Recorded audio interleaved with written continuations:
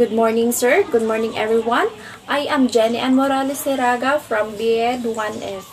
In today's video, I will discuss some issues in the Philippine history.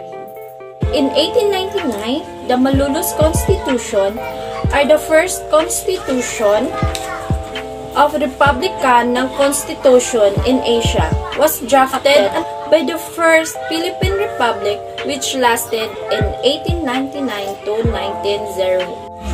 These are the Constitution, the 1987 Constitution, the 1986 Provisional or Freedom of Constitution, the 1973 Constitution, the 1943 Constitution, the 1935 Constitution, and lastly, the 1989 Constitution.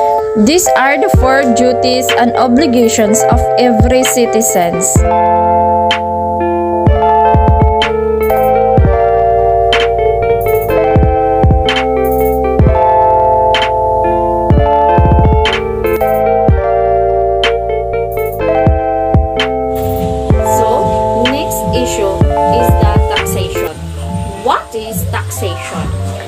Taxation is an inherent power by which the sovereign state imposes financial burden upon personal property as a means of raising revenues in order to defray the necessary expenses of the government.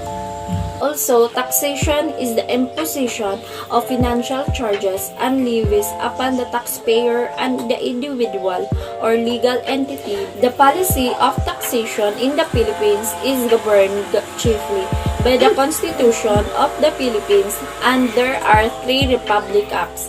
Number 1, the Constitution. The number 2 is national law, and the third one is the local laws. The Filipino cultural heritage. The culture of the Philippines is a combination of culture of East and West.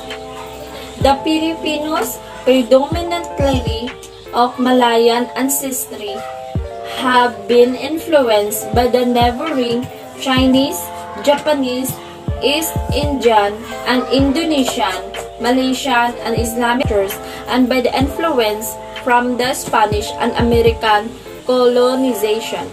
The Philippine archipelago consists of 7,107 islands. The Filipino also identity was primarily as a result of pre-colonial cultures, colonial influences, and the foreign traders intermixing.